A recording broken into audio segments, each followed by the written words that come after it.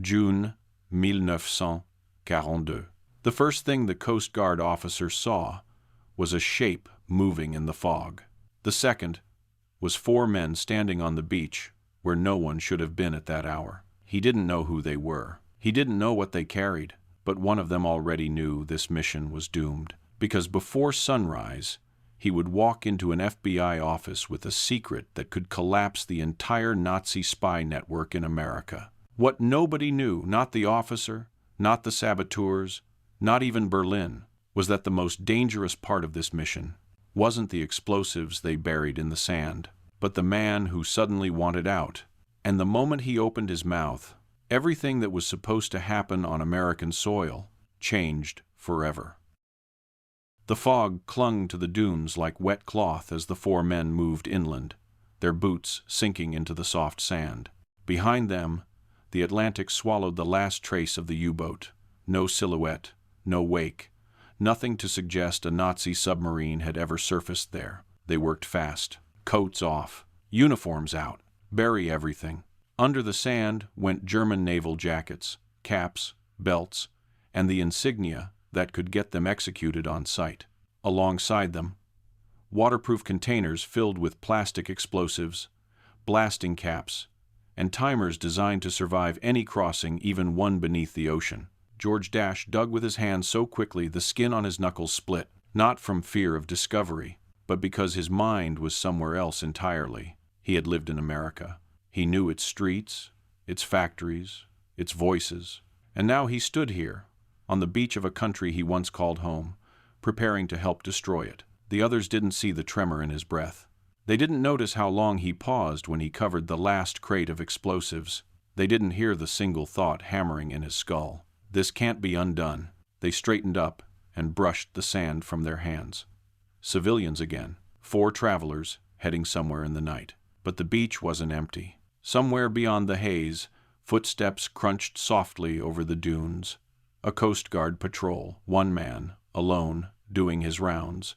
He had no idea what he was about to walk into, and the saboteurs had no idea someone was already closing in. Dasch saw the faint shadow first, a shape moving with hesitation, someone scanning the shoreline. He swallowed hard. "Get moving," one of the men whispered. They grabbed their suitcases, ordinary bags containing extraordinary danger, and headed toward the thin trail leading inland. The fog shifted behind them, swallowing their tracks almost as fast as they made them. They needed to blend in, disappear, catch the first train off Long Island, be in New York City by morning, and from there, begin the mission Berlin promised would cripple the United States from within. But Dasch didn't look back at the ocean. He looked toward the lights of America instead, not as a target, not as an enemy, but as a place he wasn't sure he wanted to betray. The first cracks in the Nazi operation appeared right there, on that sand. The others just hadn't noticed them yet, and the man patrolling the beach, the one whose footsteps were now closing in, was about to force those cracks wide open. The coast was almost silent, just wind, surf, and the faint rattle of dune grass. But the footsteps didn't stop. They grew clearer. The Coast Guard officer, John Cullen, was young, barely out of training, and absolutely not prepared to find 4 strangers standing where no one should be at this hour. He followed the sound of voices, low, urgent, foreign. He stepped over the last ridge of sand and froze. 4 silhouettes, suitcases at their feet, clothes too neat for a midnight beach, and faces he couldn't quite see in the fog. Dasch saw him first. For a split second, the beach went dead still. No one breathed, no one reached for a weapon, no one ran. Cullen's hand twitched toward his flashlight. He opened his mouth, and Dasch stepped forward. "Evening," he said too casually. "We're fishermen. Our boat ran aground. The storm pushed us in." Cullen narrowed his eyes. There was no storm tonight, and they didn't smell like fishermen. No salt, no sweat, no panic, just wrong. "Identification?" he asked. This was it. This was the moment the entire Nazi sabotage plan could collapse. Dasch reached slowly into his coat. Cullen braced himself for steel, for a knife, for a pistol, for anything. But instead, Dasch pulled out money. Not a few bills.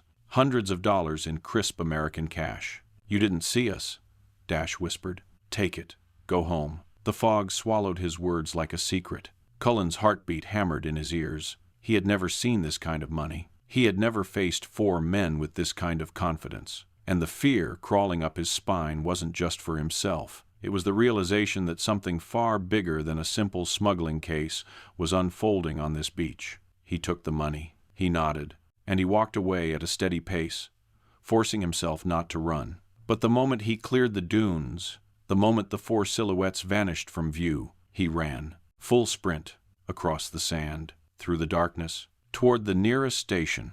Behind him, Dasch exhaled a shaky breath. He turned to the others. We move now. They buried the last traces of their uniforms, covered the explosives, and vanished inland, into the night.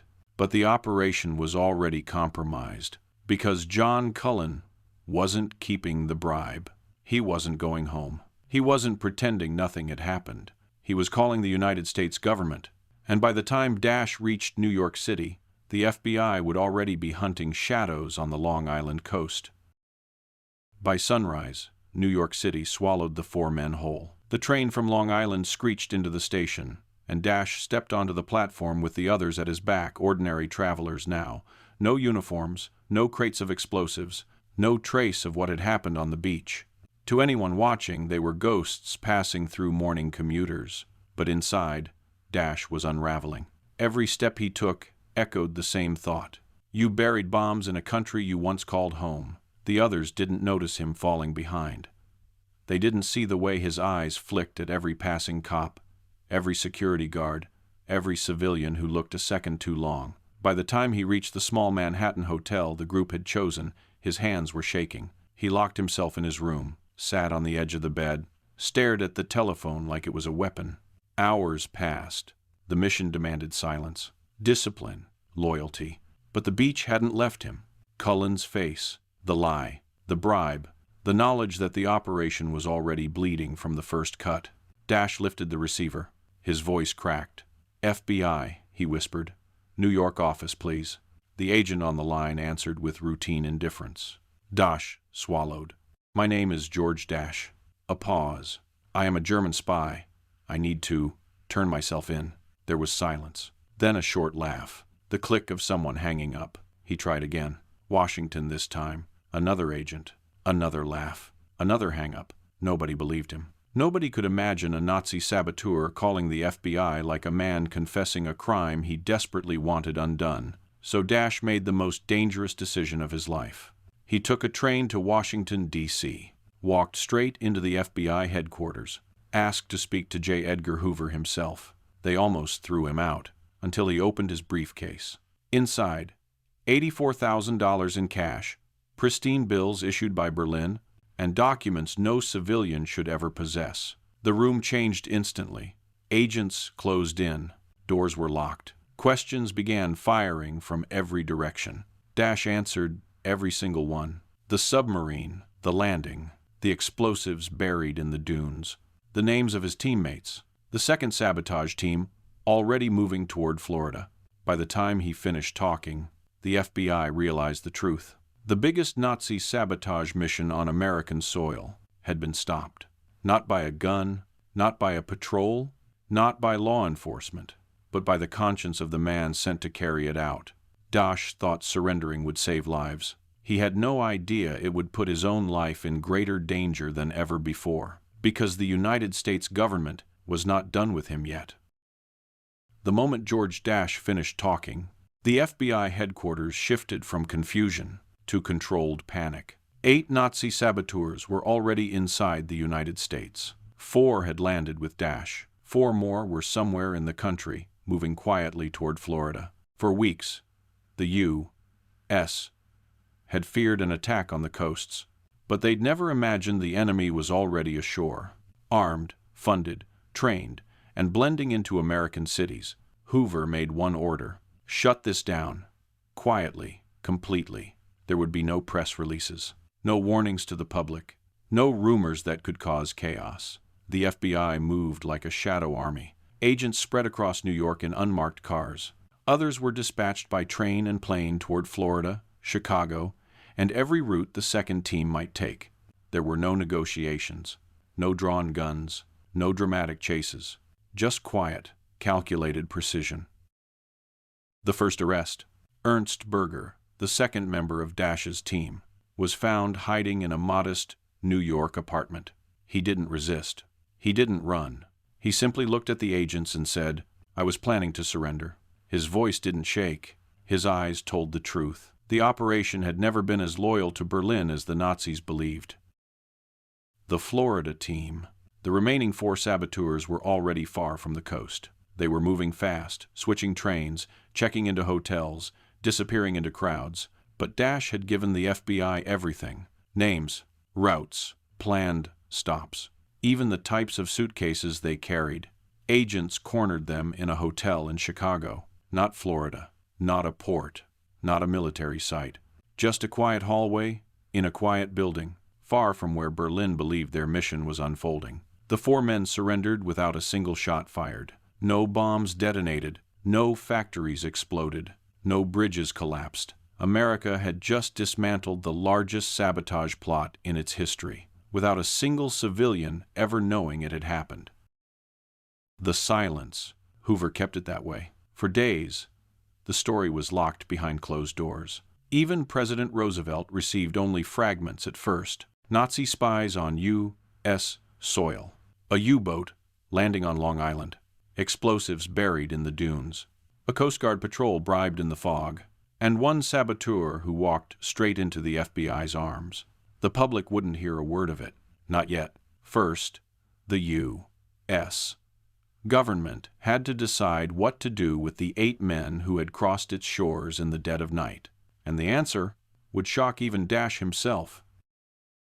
The 8 captured saboteurs were moved under heavy guard, not to a public courthouse, not to a civilian judge, but to a sealed military tribunal assembled on the direct order of President Franklin D. Roosevelt. The trial would not be televised.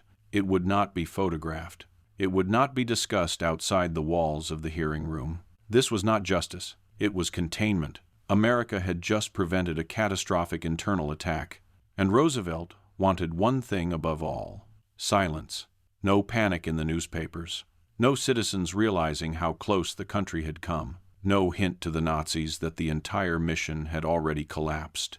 And so the saboteurs were placed into a small chamber, lit by a single row of overhead lamps, surrounded by military lawyers who already knew the verdict long before the first word was spoken. Dasch sat among them, the man whose confession had brought the entire network down, the man who thought he would be treated differently, the man who believed turning himself in had saved lives. But in this room, loyalty and betrayal were irrelevant. The only thing that mattered was the message America needed to send. No enemy agent who set foot on U.S. soil would walk free.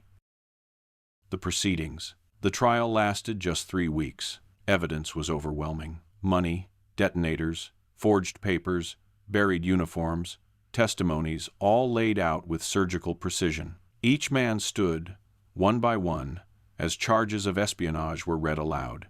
Even Berger, who planned to surrender. Even Dasch, who had confessed everything. The courtroom felt less like a trial, and more like the final act of a plan that had ended the moment the U-boat hatch opened. When the verdict came, the room was silent. Guilty. All 8. Then came the sentence, a single phrase that hit harder than any weapon they had carried.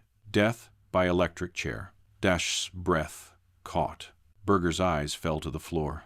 Neither spoke. They had expected leniency, a deal, recognition for cooperating. But to the military judges, their motives didn't matter. What mattered was the danger they represented. Roosevelt read the decision personally. He didn't ask for revisions. He didn't ask for appeals. The saboteurs would die. Except 2 names were quietly moved to a different column. The twist. Late at night, long after the tribunal adjourned, Roosevelt reviewed the files again. He saw the irony. The mission had failed not because of American defenses, but because of Dasch's conscience and Berger's willingness to follow him into surrender. And in a moment that would remain hidden from the public for decades, Roosevelt overrode the military court. He commuted the sentences of Dasch and Berger. The other 6 would be executed. Dasch didn't know it yet. He still believed he would die alongside the men he betrayed. The decision hadn't reached his cell, but when it did, It would change the rest of his life and ignite a national backlash no one in Washington was prepared for. August 8th, 1942. The doors of the execution chamber opened with a metallic groan that echoed down the hallway. 6 of the 8 saboteurs were led inside. Silent, pale, resigned, there were no crowds, no reporters, no final speeches carved into history, just a room, 6 chairs, and the cold machinery of the United States government carrying out its judgment. The men took their seats one by one, straps across wrists, straps across ankles, the leather harness tightened across their chests, a hood lowered, a switch thrown, a life ended, then another, and another. Within hours, all 6 were dead. The largest mass execution for espionage in American history. Nobody outside those walls knew what had happened. The trial had been secret. The sentences had been sealed. The country had no idea that an entire Nazi sabotage unit had been wiped out in a single morning. But in the cells just down the hall, 2 men listened to the faint hum of the generators powering the chairs. George Dasch, Ernst Berger, both expecting to hear their names called next. Both expecting to die for a mission they had surrendered voluntarily. Dasch sat on the edge of his bunk, hands clasped so tightly the blood drained from his knuckles. He replayed the beach, Cullen's face, the phone call, the FBI office, the briefcase, the tribunal. He had done everything he could. He had exposed the operation, saved factories, prevented sabotage, and warned a nation still reeling from Pearl Harbor. And now he waited to die with the men he had turned in. Hours passed. Footsteps approached. Keys rattled. Dasch stood. The guard unlocked the door, but instead of leading him to the execution chamber, he handed Dasch a folded document. A presidential order. Roosevelt had intervened. His death sentence was gone, commuted, reduced to decades in federal prison. Berger's too. The shock hit harder than any verdict. The 6 who remained loyal to Berlin were dead.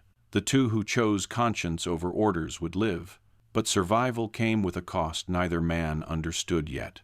Because while Roosevelt had spared them, the American public, once the story finally broke, wanted something very different, and forgiveness was not among their demands. The executions were over, the chamber was silent, and America moved on, still unaware of just how close its war effort had come to collapsing from the inside. George Dasch and Ernst Berger were transferred to federal prison. No special treatment, no public acknowledgement, just 2 men placed behind bars for a mission they themselves had destroyed. Dasch spent 6 long years in confinement. 6 years replaying the same question.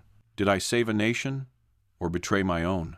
In 1948, President Truman reviewed the classified files, the intercepted messages, the buried explosives, the confessions. The fact that not a single American factory, bridge, or dam had been touched because Dasch had chosen conscience over orders. Truman signed a quiet directive. Release Dasch. Release Berger. But deport them. They would never again set foot on American soil. Exile.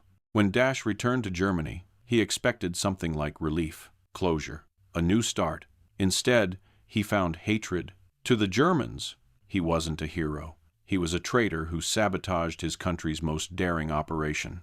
To the Americans, he wasn't a hero either, just a spy, a man whose confession didn't erase what he came to do. He wrote letters. He pleaded his case. He published his own story. He tried to explain the moment on the beach, the doubt, the decision that had saved thousands of lives. But nobody cared. Dasch faded into obscurity, living quietly, dying in 1992, alone, bitter, convinced that history had misunderstood him. The truth he never escaped. What Dasch never realized was this. History remembered what mattered: the submarine, the landing, the explosives, the Coast Guard officer in the fog, the phone call that defied every expectation, and a midnight mission designed to cripple America that collapsed because one man changed his mind at the last possible moment. Operation Pastorius remains one of the most shocking failures of Nazi espionage, a mission armed with money, explosives, and meticulous planning, undone not by the FBI, not by military defenses, but by a whisper from the man sent to make it succeed. Sometimes the line between hero and traitor is thinner than history likes to admit. If this story surprised you, even a little, remember this: for every famous battle we learn about, there are 100 hidden operations, 100 near catastrophes, 100 moments where history turned, because one person made a choice no one expected. Operation Pastorius is just one of them. And if you want more untold stories like this, stories buried in classified files, lost in footnotes, or erased by the chaos of war, you're exactly the kind of viewer this channel was built for. So if you haven't already, subscribe and stay with us, because the next episode dives into another forgotten moment where a single decision bent the entire course of World War II. History is full of hidden truths, and we're just getting started.